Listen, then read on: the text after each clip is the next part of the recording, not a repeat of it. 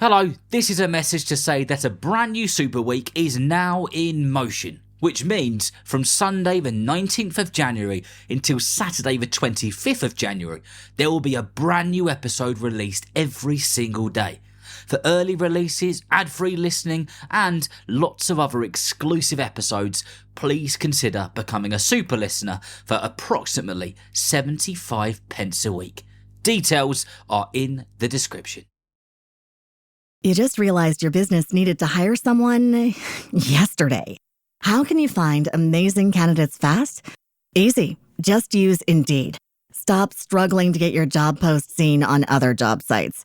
With Indeed sponsored jobs, your post jumps to the top of the page for your relevant candidates, so you can reach the people you want faster.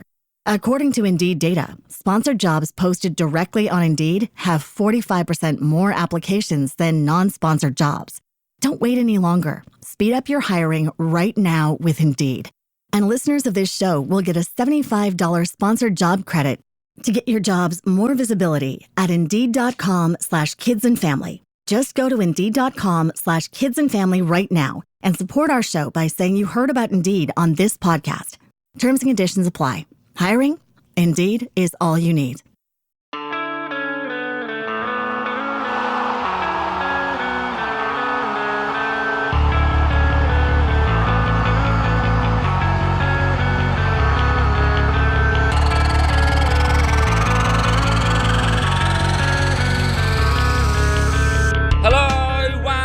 Welcome to the Football for Kids podcast with me, Darren Rees. In this episode, we're going to be talking about one of the greatest midfielders English football has ever seen. In fact, probably one of the greatest midfielders the world has ever seen. A man of few words, but a man who loved the beautiful game and made it so very enjoyable to watch. In this episode, we're going to be talking about one of my favourite players ever. And that is no other than Scholes, aka Paul Scholes. Before we do that, like we always do, let's do a couple of your shout-outs and your messages, shall we? The first one is from Jack in Melbourne, Australia, who is 10 years old. And Jack's message says, "Hi Darren, thank you for the podcast. I can't tell you how much I love it. I listen with my mum every night before bed. I must have listened to every episode 10 times, maybe even more. My mum has even become a bit of a football expert thanks to the podcast. We look forward to every single episode and we love the kids versus adults episodes as well. Thanks Darren," from Jack in Melbourne. Well, Jack in Melbourne, a huge shout out to you and to your football expert of a mum. I'm glad to know that the adults are learning lots as well. And the last one is from Isabella in Cambridge. It says, "Hello Darren, my name is Isabella and I'm 7 years old and I live in Cambridge. Ever since you had Beth Mead on the podcast, I've been practicing the drill which you spoke about, where you kick the ball at the wall with your left foot and then with your right foot. Ever since I've been doing it, my control and my first touch has improved loads and my coach has noticed as well. Thank you so much for the podcast. I can't get enough of it." Well, Isabella, a massive shout out to you and thank you for being such a dedicated and loyal listener of the podcast. I'm also so pleased to hear that something you've learned on the podcast is helping you with your football away from it. That is brilliant news. So, if you want a shout out or a message, then ask an adult to get in touch via the website www.footballforkidspodcast.com. Right then, let's get into this episode, shall we? On no other than Scholes. Paul Scholes was born on the 16th of November in 1974 in Salford, Manchester. And then he grew up on an estate in Middleton, Manchester, called the Langley Estate. The Langley Estate was known for being a tough place to grow up, and it was the sort of place that made you a strong character. This was the place where Paul Scholes grew up supporting Manchester United. And this was the place where Paul got known for his football. Neighbours on the estate where Paul grew up have fond memories of Paul Scholes being outside his house religiously doing something football related. Keepy-uppies, ball control, dribbling. He had a football with him at all times. It was like it was an extension of his body. Paul became infamous on his estate for being the kid who was remarkable with a ball. And this was just from his neighbours who would walk and drive past and see him out of their windows. One of the neighbours across the road was a Manchester City fan, and he was so impressed seeing Paul in his Manchester United shirt, he said that it nearly converted him, but it didn't in the end. Paul Scholes from the very beginning has never been the biggest of players, and this was no different when he was in junior school and wanting to play in the school team. The junior school team is made up of all ages, but it didn't take Paul long to get in, as a teacher who was responsible for managing the team and getting the team together noticed early on how determined he was, but also how he had a seriously good footballing brain from a very early age. Paul's love for football only ever increased. His want to play, his desire to be the best he possibly could be, it only ever grew stronger. And when he went to senior school, the teacher in charge of the football team there said for an 11-year-old, he couldn't quite believe his eyes with how good Paul's first touch was, and the power he was generating was like nothing he'd seen before. This kid was seriously spectacular, and my goodness was he talented. Everywhere Paul would play, he was getting noticed, and this was no different when he was playing for a team called Langley Furrow. He was spotted in a five-a-side tournament by a man called Brian Kidd. Brian was involved with the youth development side at Manchester United. He saw Scholesy doing his thing, and, like most people seeing him, he was very impressed. He found out which school Scholesy went to, and he went to the sports teacher at the senior school and asked where he was playing football. He then approached Paul's parents about him going to Manchester United, and of course, Paul ended up joining United, the team that he had supported since a kid, which must have been such a special moment for him. Brian, the guy who had noticed Scholesy, took him and another player to a home game at Old Trafford.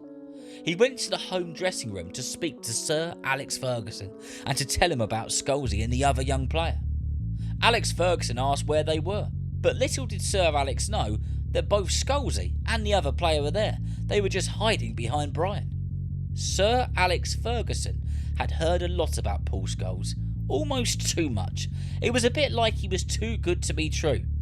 I mean, all Sir Alex was hearing was this Manchester United fan from Manchester who could play football at a seriously high level. Was it too good to be true?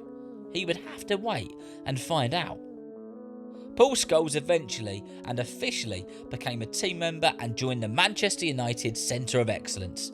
He impressed everyone he worked with, not only with his amazing skills and technique, but he had such a good attitude, well-mannered, and he was a fantastic listener who could put the things he had just been told into action. Now, back in the early 90s, when Paul was a youth player at Manchester United, the youth players didn't just have to earn their place on the pitch or in the training ground, but they had to get stuck into jobs at the club. Paul Scholes still vividly remembers having to do jobs like mopping the training centre stairs and cleaning the first team showers and toilet facilities. He also remembers that after he completed those jobs, someone would come and inspect his work, and if it wasn't good enough, or if it wasn't to a high enough standard, then he would be there for a couple of hours longer. This was just a part of what it was about, and something which Scholesy accepted. Paul had established himself as a player with great technique, skill, grit, determination, and that he was willing to do the grotty after-training tasks to earn his place. But the size of him was something he had to contend with, and it took some time for people to realise that for what he lacked in size, he made up in many other ways. Ryan Giggs, Peter Schmeichel and other legendary players all have fond memories of seeing Scholesy as a youngster, looking at him and thinking, oh, he's going to struggle with that size or build. But when they saw him play in a competitive match and on the training field, they couldn't actually believe their eyes. This kid had more grit and determination, and he was braver than any player they'd seen before. No matter how big the player was who had the ball, Scholesy would nail them, and he would get the ball in the process. In 1991, Scholesy didn't get selected for a youth cup team, and he did wonder to himself at this point what the future may hold. But it was the season after that he started to fill out and grow, and with everything else which he had going for him, this made him even more unstoppable. In 1992, he went to play with the likes of David Beckham, Nicky Butt, Gary and Phil Neville, Robbie Savage and many other top players in the United youth system. Sir Alex Ferguson used to come to the games on a Saturday morning. He'd watch the first half and then he'd skip off to Old Trafford, where of course he was managing the first team. He knew all the youth players, and Scholes was one of them that he had a good feeling about. Eventually, Paul Scholes would get his chance and his opportunity to play in the Manchester United first team. He'd been patient and done everything the right way. The youth team coach asked him one day how he was doing, and in typical Paul Scholes fashion, he didn't say much other than, "Yeah, I'm okay." And this was when the news was broken to him that he was about to be better, and that he would be joining the first team for his debut against Port Vale in the League Cup. The delight on Paul's face was one which the first team coach has never ever forgotten. As we've already discovered, everywhere Scholes went, he impressed, and it was going to be no different when he made his debut in the first team. United played Port Vale and they won the game 2-1. Can you guess who scored both goals? That was a good guess, because you're right, he did score both goals and he made a statement that day. And 3 days later, he was picked yet again for the first team in the league and he scored once again. Alex Ferguson was beyond impressed with this youngster and how good he was, but it also had his brain ticking about what a bright future he could potentially have. One of the many things that people loved about Paul Scholes was just how humble he was. He would make match-saving tackles. He would score match-winning goals. He'd do nothing fancy afterwards. He'd just smile, pleased to be there and happy to be playing the sport which he loved. Scholes over time, more often than not, was becoming a regular face for Sir Alex Ferguson's Manchester United team. But it was in 1995 that Eric Cantona, the flamboyant Frenchman, got himself in quite a bit of trouble at a game at Crystal Palace, and he ended up getting banned from playing football for 8 months. This opened up an opportunity and gave Paul Scholes lots more game time. That season, he scored 14 cracking goals and was then a part of the Manchester United team that went on to win the double twice. By the late 90s, Paul was a seriously important player, and if he hit the ball with his right foot, many of the coaching staff said that they could close their eyes and wait for the roar, because it wasn't often that he hit the ball and it didn't hit the back of a net. This was a reputation that he was building. 1998 to 1999 was a season that Manchester United fans will never forget. And that is because it was a season that they became the first English team in history to win the treble. Scholes was a huge part of that happening. Over the years, Paul Scholes has scored some of the most incredible goals. One of those goals was in a game against Bradford in the year 2000.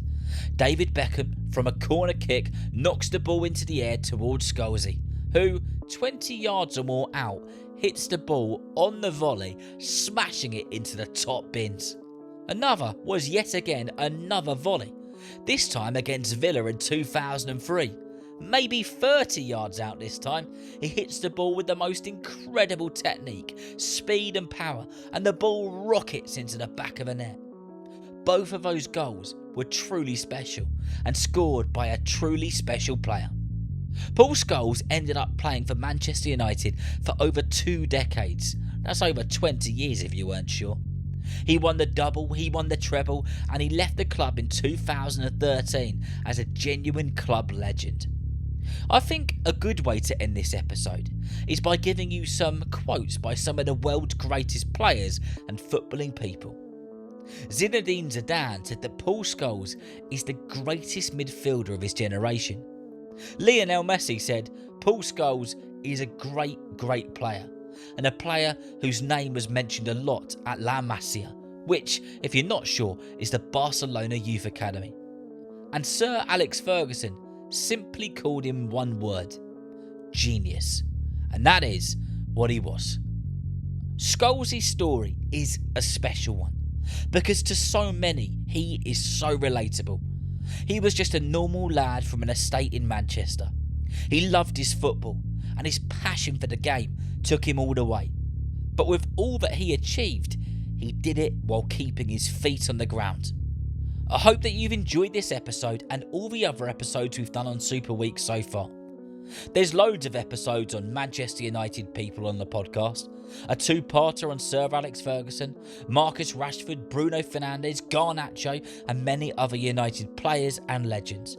Just have a search through the podcast feed and I'm sure you will find them. So remember, if you know someone who loves football just as much as you do, then please tell them about Football for Kids. And whether you're playing football soon, watching it on the telly or pitch side, I hope that you enjoy the game. See you next time.